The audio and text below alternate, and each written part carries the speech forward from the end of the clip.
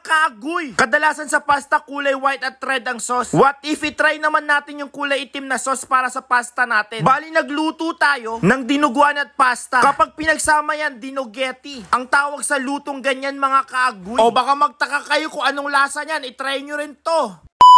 Ngayong araw ay pumunta muna tayo ng palengke para bumili ng mga sangkap na gagamitin natin sa pagluluto. Actually, hindi talaga ako magluluto. Tahimik talaga ang buhay ko ngayon. Nung nakita ko nga yung share post ng pinsan ko, bigla na lang ako na-curious kung anong lasa nung kanyang share post. Akalain mo nag-share siya ng dinugeti. Kaya nagtaka talaga ako kung ano talagang lasa nito. Kaya ang ginawa ko ay naghiwa muna nga ako ng bawang natin. Wala sanang ganitong lutong-luto mga kaagoy kung hindi ko nakita talaga yung share post ng pinsan ko. Sa bagay, first time rin natin makakain ng ganito at makaluto ng ganito. Kung ano ba ang lasa talaga ng dinugeti? Kadalasan kasi sa pagluluto natin ng pasta, ginagawa natin ng spaghetti or carbonara. Ngayong araw na to ay susubukan natin ipaghalo ang pasta at dinuguan. Balang una muna natin gagawin ay magluluto muna tayo ng dinuguan natin. Natuto na rin pala ako magluto ng dinuguan dahil sa mga payo nyo mga kaagoy. At yung mga buo-buo na dugo, dinurog-durog ko na rin siya para kapag niluto natin ay hindi siya mamuo. Excited na ako kung ano magiging resulta ng dinugeti natin na iluluto ngayong araw na to. Ang una pa natin gagawin mga kaagoy,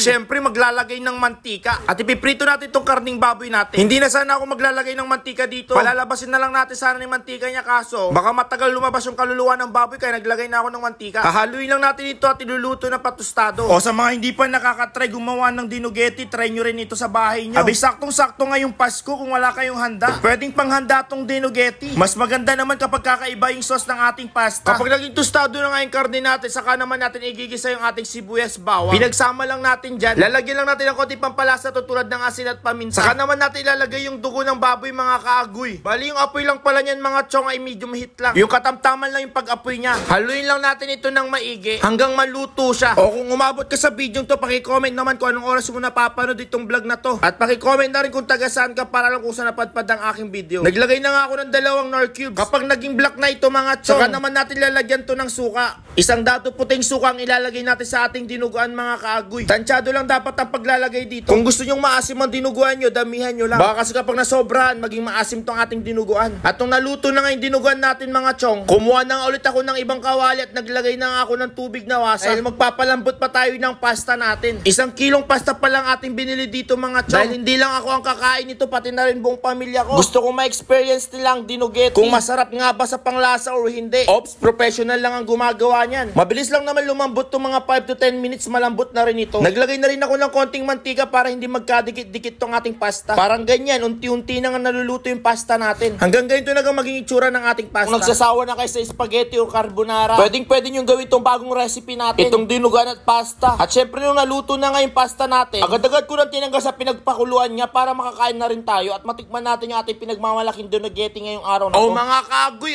okay na yung dinuguan at pasta natin. Umpisa na natin pagsamahin yung pasta at dinuguan natin. Kung talagang masarap tong dinugeti na ginawa natin. Ano kaya ang lasa nito mga chong? Kahit ako ang nagluto, nagtataka rin ako kung anong lasa nito. Bali yung dinuguan natin, ilalagay lang natin sa ibabaw yan. Yung parang spaghetti rin ang style niya. O mga kaagoy, itry nyo rin tong iluto. Baka mamaya makoryos kayo kung anong lasa nito. O ito, sasabihin ko talaga yung honest review ko. Siyempre nagtaka rin ako kung anong lasa nito. Kaya pinaghalo-halo ko na nga yung dinuguan at pasta para matikman ko na nga ito. Kung papansinin nyo, parang ewan lang. Pero nung tinikman na natin ito, ay isa lang ang nasabi ko mga chong. Yung dinugeti natin ay lasang dinuguan. At yung pasta natin walang kalasa-lasa. Para ka lang din naman kumakain ng dinuguan na may kanin. Pero sobrang sarap rin siya kapag pinagsama. Kailangan lang natin i-improve ng konti. Tignan nyo nga yung pagsubo ko dahil first time ko nga. Natakam talaga ako sa sobrang sarap nito. Ano daw? Sige na nga, babay agoy!